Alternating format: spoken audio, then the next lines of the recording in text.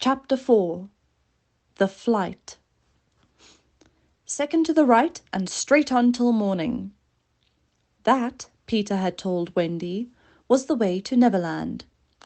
But even birds, carrying maps and consulting them at windy corners, could not have sighted it with these instructions.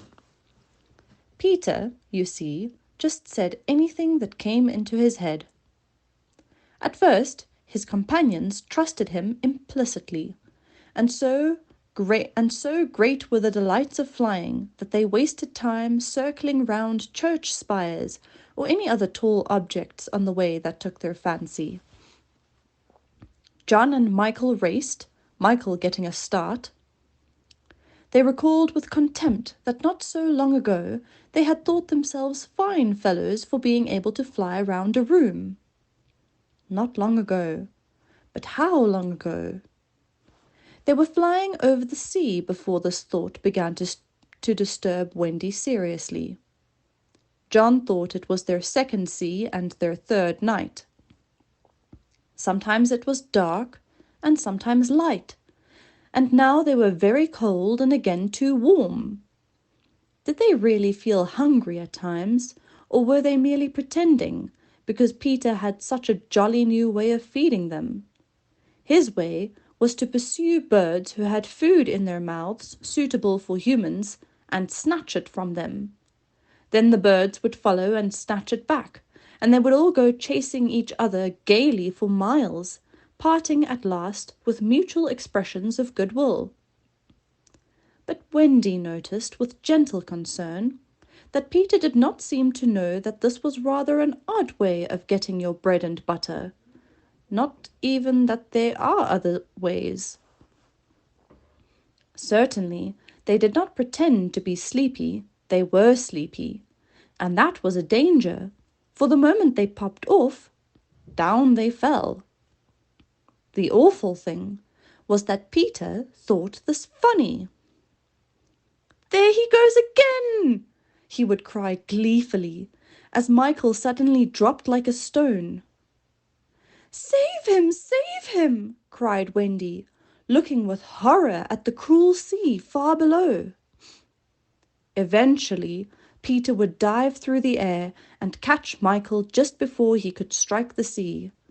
And it was lovely the way he did it, but he always waited till the last moment, and you felt it was his cleverness that interested him and not the saving of human life. Also, he was fond of variety, and the sport that engrossed him one moment would suddenly cease to engage him. So there was always the possibility that the next time you fell, he would let you go. He could sleep in the air without falling, by merely lying on his back and floating. But this was, partly at least, because he was so light that if you got behind him and blew, he went faster. "Do be more polite to him," Wendy whispered to John when they were playing Follow My Leader. "Then tell him to stop showing off," said John. When playing Follow My Leader, Peter would fly close to the water and touch each shark's tail in passing, just as in the street you may run your finger along an iron railing. They could not follow him in this with much success, so perhaps it was rather like showing off, especially as he kept looking behind to see how many tails they missed. "You must be nice to him," Wendy impressed on her brothers. "What could we do if he were to leave us?" "We could go back," Michael said. "How could we ever find our way back without him?" "Well, then, we could go on," said John. "That is the awful thing, John. We should have to go on, for we don't know how to stop." This was true. Peter had forgotten to show them how to stop. John said that if the worst came to the worst, all they had to do was to go straight on, for the world was round, and so in time they must come back to their own window. "And who is going to get food for us, John?" I nipped a bit out of that eagle's mouth pretty neatly, Wendy. After the 20th try, Wendy reminded him. And even though we became good at picking up food, see how we bump against clouds and things, if he is not near us to give a hand. Indeed, they were constantly bumping. They could now fly strongly, though they still kicked far too much, but if they saw a cloud in front of them, the more they tried to avoid it, the more certainly did they bump into it. If Nana had been with them, she would have had a bandage round Michael's forehead by this time. Peter was not with them for the moment, and they felt rather lonely up there by themselves. He could go so much faster than they, that he would suddenly shoot out of sight to have some adventure in which they had no share.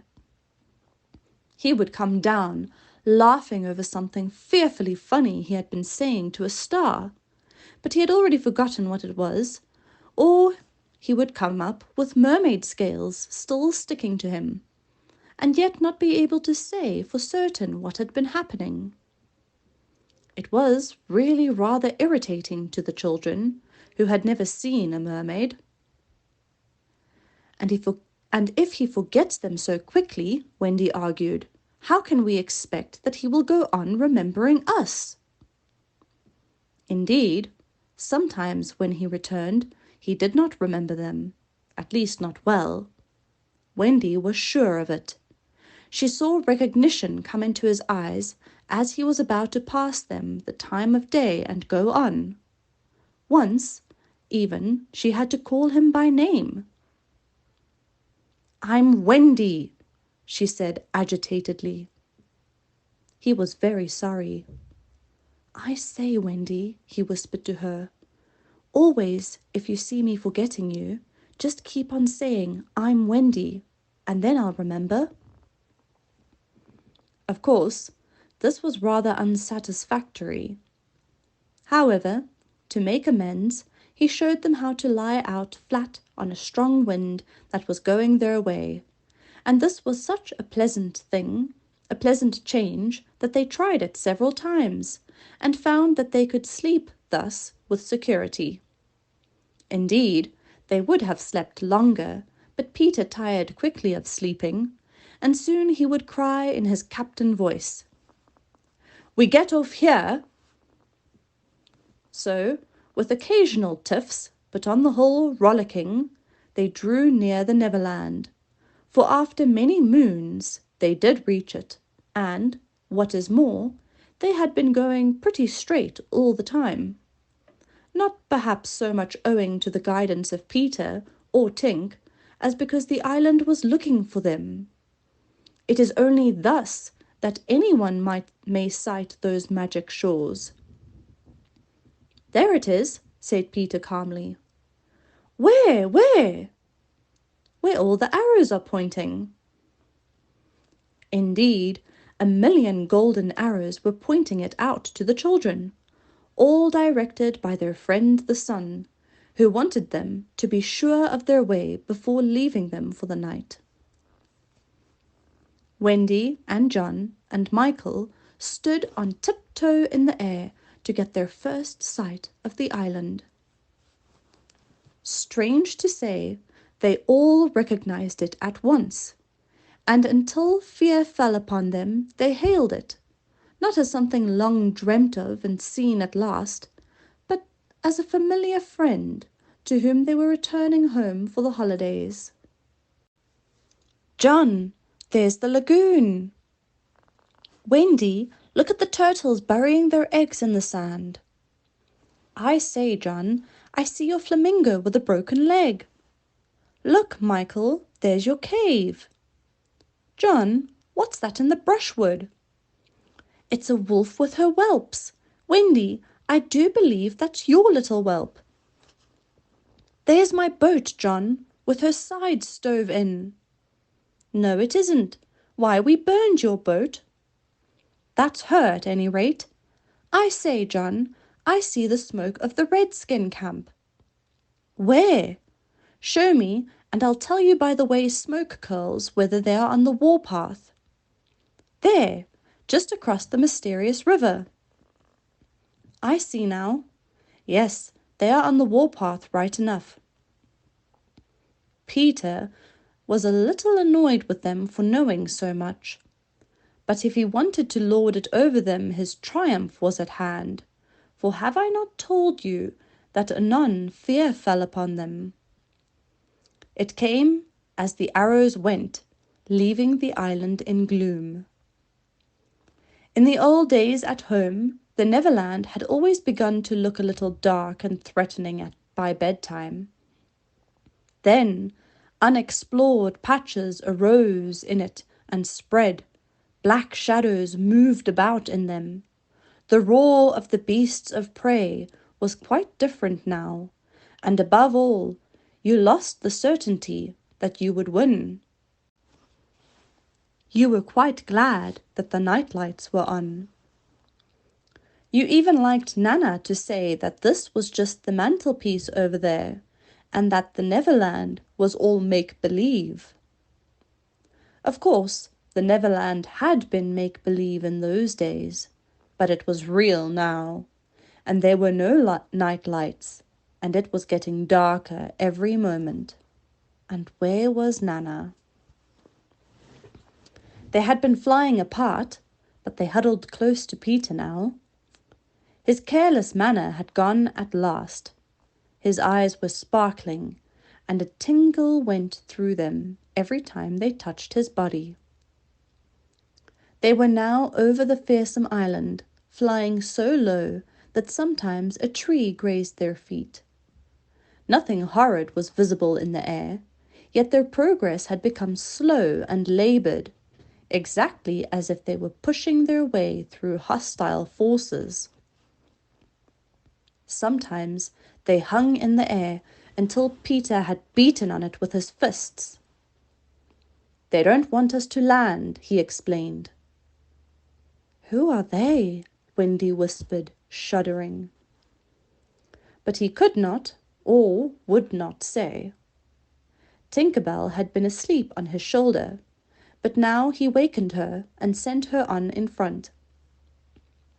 Sometimes he poised himself in the air, listening intently, with his hand to his ear, and again he would stare down with his eyes so bright that they seemed to bore 2 holes to earth. Having done these things, he went on again. His courage was almost appalling. "Would you like an adventure now?" he said casually to John. "Or would you like to have your tea first?" Wendy said, "Tea first," quickly, and Michael pressed her hand in gratitude, but the braver John hesitated. "What kind of adventure?" he asked cautiously. "There's a pirate asleep in the pampas just beneath us," Peter told him. "If you like, we'll go down and kill him." "I don't see him," John said after a long pause. "I do." "Suppose," John said a little huskily, "he were to wake up?" Peter spoke indignantly. "You don't think I would kill him while he was sleeping? I would wake him first, and then kill him. That's the way I always do." "I say, do you kill many?" "Tons." John said, "How ripping," but decided to have tea first. He asked if there were many pirates on the island just now, and Peter said he had never known so many. "Who is captain now?" "Hook," answered Peter, and his face became very stern as he said he hated the word. "Jas. Hook?" "Aye." Then indeed Michael began to cry, and even John could speak in gulps only, for they knew Hook's reputation. "He was Blackbeard's bosun," John whispered huskily. "He's the worst of them all. He is the only man of whom Barbecue was afraid." "That's him," said Peter. "What is he like? Is he big? He's not so big as he was. What do you mean? I cut off a bit of him. You? Yes, me, said Peter sharply. I wasn't meaning to be disrespectful. Oh, all right. But I say, what bit? His right hand. Then he can't fight now. Oh, can't he just? Left-hander? He has an iron hook instead of a right hand, and he claws with it. Claws? I say, John, said Peter. Yes. Say, aye, aye, sir. Aye, aye, sir. There is one thing, Peter continued, that every boy who serves under me has to promise, and so must you. John paled. It is this. If we meet Hook in open fight, you must leave him to me. I promise, John said loyally. For the moment, they were feeling less eerie, because Tink was flying with them, and in her light they could distinguish each other. Unfortunately, she could not fly so slowly as they, and so she had to go round and round them in a circle in which they moved as in a halo. Wendy quite liked it, until Peter pointed out the drawbacks.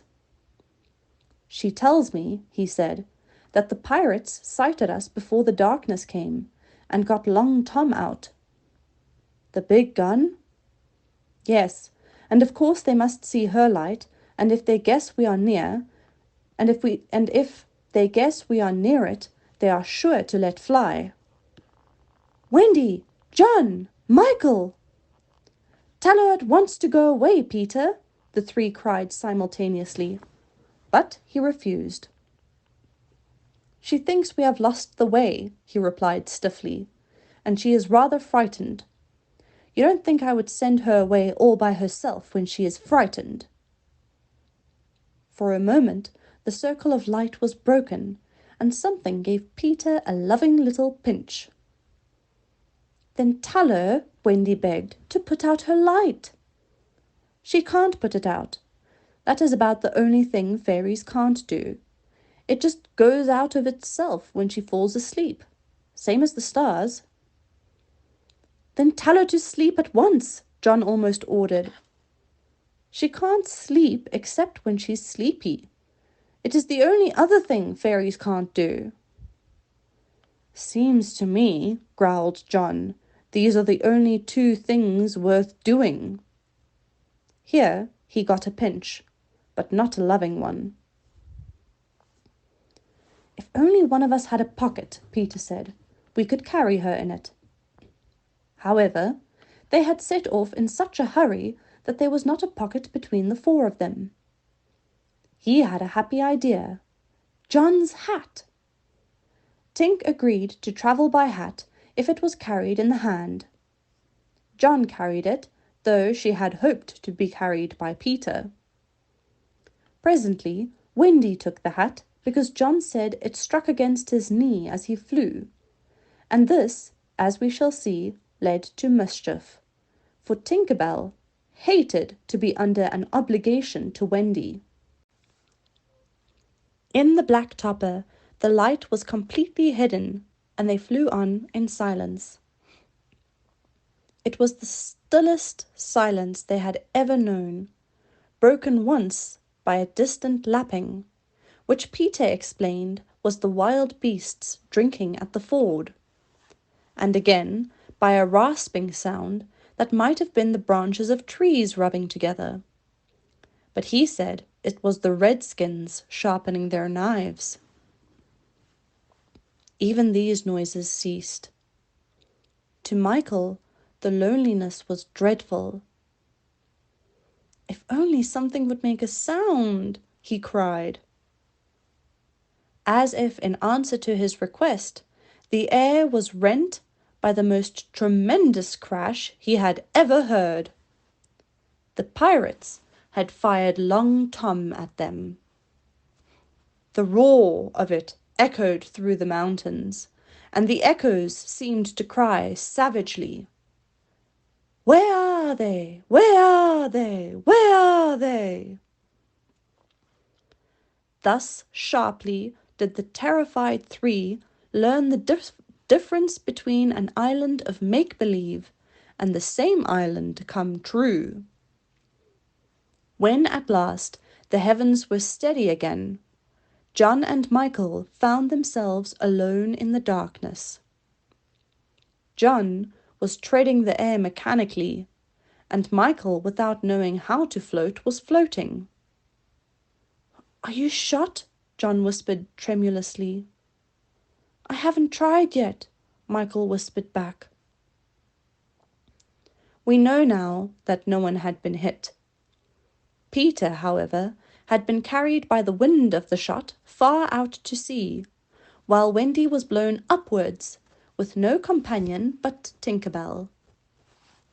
It would have been well for Wendy if at that moment she had dropped the hat. I don't know whether the idea came suddenly to Tink, or whether she had planned it on the way. But she at once popped out of the hat and began to lure Wendy to her destruction. Tink was not all bad, or rather, she was all bad just now, but, on the other hand, sometimes she was all good. Fairies have to be one thing or the other, because being so small, they unfortunately have room for one feeling only at a time. They are, however, allowed to change, only it must be a complete change. At present, she was full of jealousy of Wendy. What she said in her lovely tinkle, Wendy could not, of course, understand, and I believe some of it was bad words, but it sounded kind. And she flew back and forward, plainly meaning, "Follow me, and all will be well." What else could poor Wendy do? She called to Peter and John and Michael, and got only mocking echoes in reply. She did not yet know that Tink hated her with the fierce hatred of a very woman. And so, bewildered, and now staggering in her flight, she followed Tink to her doom.